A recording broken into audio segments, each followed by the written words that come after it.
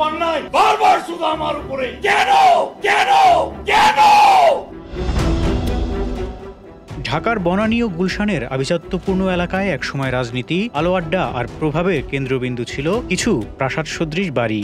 সেসব বাড়ির মালিকরা ছিলেন দেশের ক্ষমতাশালী রাজনীতিক, শিল্পপতি কিংবা সরকারের উপদেষ্টা। ৫ই আগস্ট শেখ হাসিনা সরকারের পতনের আগুন ছড়িয়ে পড়ে, তখন সেই ক্ষমতার প্রতীক হয়ে ওঠা প্রাসাদগুলোও রক্ষা পায়নি। আগুনে পুড়ে ছাই হয়েছে, কেউ পালিয়ে গেছে, কেউ জেলে, আর বাড়িগুলো পড়ে আছে সময়ের সাক্ষী হয়ে এক ভয়ঙ্কর নিঃসঙ্গতায়। বনানীর অভিজাত এলাকায় একসময় প্রাণবন্ত ছিল সাবেক দক্ষিণ সিটি কর্পোরেশনের মেয়র সাইদ খোকনের প্রাসাদ। আলো আড্ডা, রাজনৈতিক বৈঠক, অতিথিদের আনাগোনা সব মিলিয়ে এটি ছিল ক্ষমতা ও প্রভাবের প্রতীক। কিন্তু ৫ই আগস্টের রাতে ছাত্র জনতার ক্ষোভে যখন রাজধানী জুড়ে আগুন ছড়িয়ে পড়ে, সে আগুনে পুড়ে যায় এই বাড়িটিও।